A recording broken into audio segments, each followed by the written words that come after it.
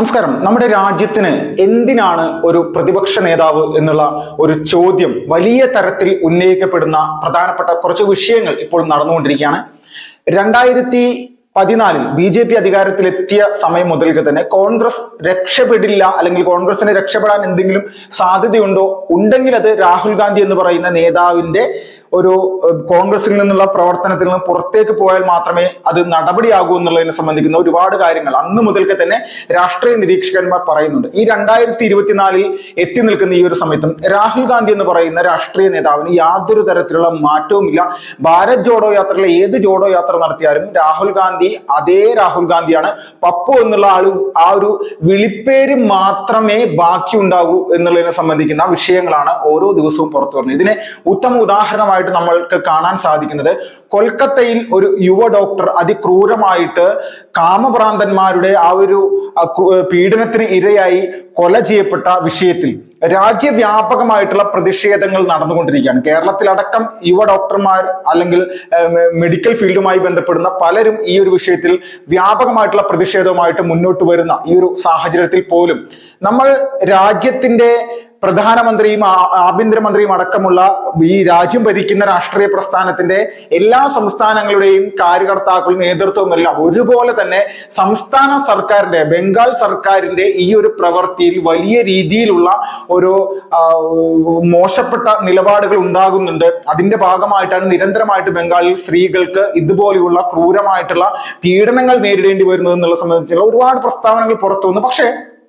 രാഹുൽ ഗാന്ധിയെ സംബന്ധിച്ച് രാഹുൽ ഗാന്ധി എന്ത് നിലപാടാണ് ഈ ഒരു വിഷയത്തിൽ എടുത്തിരിക്കുന്നത് എന്ന് മാധ്യമ പ്രവർത്തകരെടുത്ത് ചോദിക്കുമ്പോൾ അവർക്കെതിരെ തട്ടിക്കേറാനും ആ വിഷയത്തിൽ നിന്ന് ആ വിഷയത്തോട് ഒരു ആത്മാർത്ഥതയും ഇല്ലാത്തതിന്റെ പേരിലാണ് ഇതുപോലെയുള്ള ചോദ്യങ്ങൾ ഉന്നയിച്ചു വരുന്നത് എന്നുള്ള രീതിയിലേക്കുള്ള പ്രസ്താവനകളൊക്കെ രാഹുൽ ഗാന്ധി പറയുന്നത്.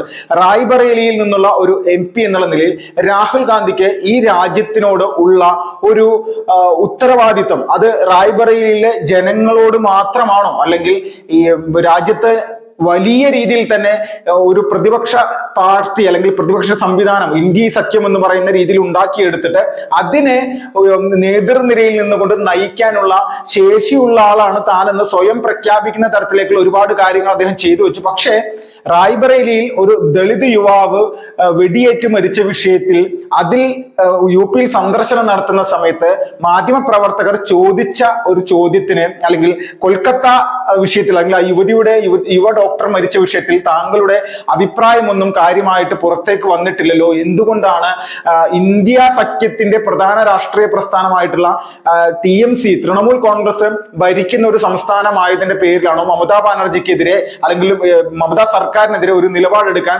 രാഹുൽ ഗാന്ധിക്ക് സാധിക്കാത്തത് എന്നുള്ള രീതിയിലുള്ള ചോദ്യമാണ് ചോദിച്ചത്. അപ്പോൾ പറയുകയാണ്, ഉത്തർപ്രദേശിലെ ഒരു ദളിത് യുവാവ് അല്ലെങ്കിൽ റായ്ബറേലിയിൽ ഒരു ദളിത് യുവാവ് കൊല ചെയ്യപ്പെട്ടിട്ട് ആ വിഷയം പുറത്തേക്ക് കൊണ്ടുവരാൻ ഇവിടുത്തെ മാധ്യമങ്ങൾക്ക് താല്പര്യമില്ല. ഈ ദളിത് യുവാവിന്റെ കൊലപാതകത്തിൽ നിന്ന് ആ വിഷയത്തെ മറച്ച് കൊണ്ടുപോകാനാണ്, അല്ലെങ്കിൽ അതിൽ നിന്ന് ഓടി രക്ഷപ്പെടാനാണ് ഇവിടുത്തെ മാധ്യമ പ്രവർത്തകർ ശ്രമിക്കുന്നത്. ആ യുവതിയുടെ കൊലപാതകവുമായി ബന്ധപ്പെട്ടുകൊണ്ട് താൻ അഭിപ്രായം നേരത്തെ പറഞ്ഞാണ്, കോടതിയിൽ ഇരിക്കുന്ന കാര്യത്തിൽ ഇനി താൻ എന്താണ് പറയാനുള്ളത് എന്നുള്ള രീതിയിലാണ് പറഞ്ഞത്. മണിപ്പൂർ വിഷയത്തിൽ എന്തായിരുന്നു ഈ രാഹുൽ ഗാന്ധി എടുത്ത നിലപാട്? രാഹുൽ ഗാന്ധി എത്ര പ്രസ്താവനകൾ മണിപ്പൂർ വിഷയത്തിന്റെ പ്രധാനപ്പെട്ട എല്ലാ കാര്യങ്ങളും കഴിഞ്ഞ മാസങ്ങൾക്ക് ശേഷവും പാർലമെന്റിൽ മണിപ്പൂർ വിഷയം ഉന്നയിച്ചുകൊണ്ട് ഇവിടുത്തെ പ്രധാനപ്പെട്ട രാഷ്ട്രീയ പ്രസ്ഥാനമായിട്ടുള്ള BJPയെ നേരിടാൻ വേണ്ടി ഒരുപാട് പരിശ്രമിച്ചതാണ്. മണിപ്പൂർ സന്ദർശിക്കുന്നു, ഒന്നിൽ കൂടുതൽ തവണ സന്ദർശിക്കുന്നു.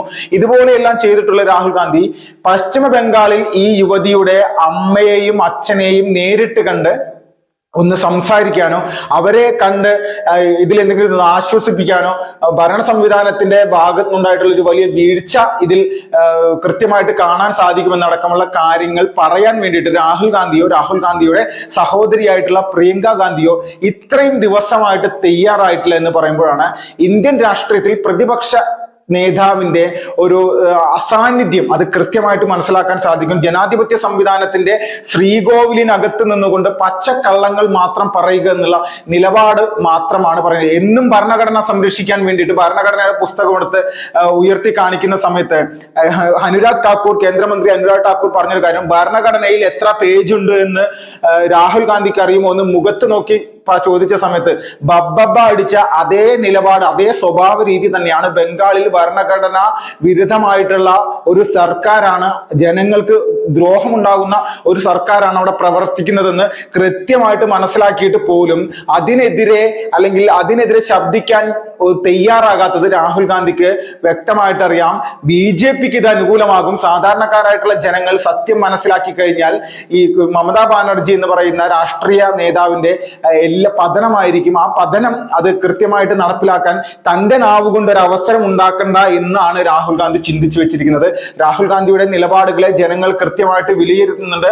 ഇന്ത്യൻ പ്രധാനമന്ത്രിയാകാൻ ആ കസേരയിൽ ഇരിക്കാൻ വേണ്ടി വർഷങ്ങളായിട്ട് പോരാട്ടം നടത്താൻ വേണ്ടി തയ്യാറായി, എനിക്ക് വീടില്ല വസ്ത്രമില്ല എന്നൊക്കെ പറഞ്ഞുകൊണ്ട് ജനങ്ങളുടെ ഇടയിലേക്ക് ഇറങ്ങിച്ചെല്ലാൻ ഭാരത് ജോഡോ പോലെയുള്ള യാത്രകൾ സംഘടിപ്പിച്ചുകൊണ്ട് മുന്നോട്ട് പോകുന്ന രാഹുൽ ഗാന്ധിയെ സംബന്ധിച്ച് ഇനി വരാനിരിക്കുന്ന ദിവസങ്ങൾ അത് ശക്തമായിട്ട്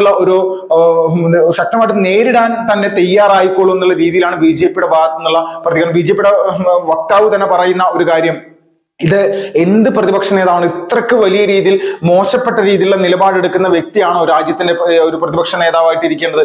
ഒരു യുവ ഡോക്ടർ ഇതുപോലെ ക്രൂരമായിട്ട് കൊല ചെയ്യപ്പെട്ടിട്ട് എന്ത് നിലപാടാണ് അദ്ദേഹത്തിന് എടുക്കാൻ സാധിച്ചത്? അപ്പോൾ ഇങ്ങനെയുള്ള വലിയ രീതിയിലുള്ള പ്രശ്നങ്ങളിലേക്ക് വീണ്ടും ഒരിക്കൽ കൂടി രാഹുൽ ഗാന്ധി ചെന്നപ്പെടുകയാണ്. എത്രത്തോളം ബുദ്ധിശൂന്യമായിട്ടുള്ള നിലപാടുകളാണ് രാഹുൽ ഗാന്ധിയുടെ ഭാഗത്ത് നിന്ന് ഉണ്ടായിക്കൊണ്ടിരിക്കുന്നത്. ഇപ്പോഴും 10 വർഷത്തിന് ശേഷവും BJP അധികാരത്തിൽ വന്നിട്ട് അതിലെ ഈ ഒരു സമയത്ത് പോലും 100 സീറ്റുകൾ പോലും തികയ്ക്കാനായിട്ട് കോൺഗ്രസിന് സാധിക്കാത്തത് രാഹുൽ ഗാന്ധിയെ പോലെയുള്ള ഒരു നേതാവ് ഈ രാജ്യത്ത് കോൺഗ്രസിന്റെ തലപ്പത്തിരിക്കുന്നതിന്റെ പേരിൽ മാത്രമാണ്. എത്രത്തോളം താൻ പാർട്ടിയുടെ ചുമതലകളിൽ നിന്ന് മാറി നിൽക്കുന്നു എന്നൊക്കെ പറഞ്ഞാൽ പോലും തന്റെ നിയന്ത്രണത്തിലാണ് ഈ പാർട്ടി എന്നുള്ളതിൽ ഒരു തരത്തിലും തർക്കമില്ലാത്ത രീതിയിലാണ് കാര്യങ്ങൾ കൊണ്ടുപോകുന്നത്. അതിൽ വരാനിരിക്കുന്ന നിയമസഭാ തെരഞ്ഞെടുപ്പിലൊക്കെ ഇന്ത്യ സഖ്യത്തിന്റെ ശക്തി എന്താണെന്നുള്ളത് ജനങ്ങളുടെ മുന്നിൽ അത് കാണിക്കാനുള്ള ഒരു അവസരമായിട്ട് ഒരുപാട് പ്രവർത്തിക്കുമെന്നൊക്കെ പറഞ്ഞ് മുന്നോട്ട് വന്ന രാഹുൽ ഗാന്ധിക്ക് കൃത്യമായിട്ടുള്ള തിരിച്ചടിയാണ് ഉണ്ടാകാൻ പോകുന്നത്.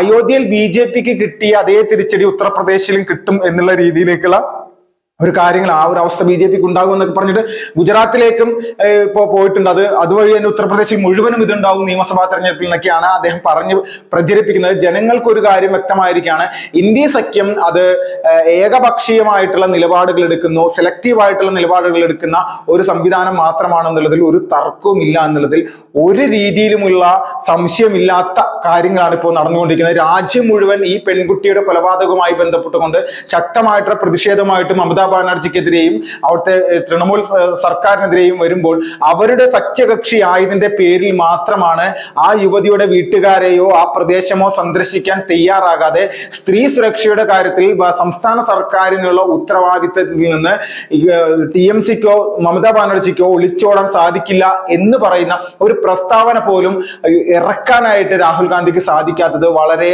ജനാധിപത്യ സംവിധാനത്തിൽ ഇത്രയും വലിയൊരു അപജയം പരാജയം മറ്റൊന്നും ഉണ്ടാകില്ല എന്നുള്ളതിൽ ഒരു തർക്കവുമില്ല. അതുമായി ബന്ധപ്പെട്ടുകൊണ്ടുള്ള കാര്യങ്ങളാണ് ഇപ്പോൾ നടന്നുകൊണ്ടിരിക്കുന്നത്. എത്രത്തോളം വലിയ രീതിയിൽ രാഹുൽ ഗാന്ധി ഈ രാജ്യത്ത് പ്രതിപക്ഷ നേതാവാണെന്ന് പറഞ്ഞ് നെഞ്ചുവിരിച്ചു കിടന്നാലും ഈ ഒരു വിഷയത്തിൽ നിന്ന് തന്നെ അദ്ദേഹത്തിന്റെ ഏറ്റവും മോശപ്പെട്ട ക്വാളിറ്റി ജനങ്ങൾ തിരിച്ചറിഞ്ഞു എന്നുള്ളതിൽ യാതൊരു തർക്കമില്ല. Fast reports.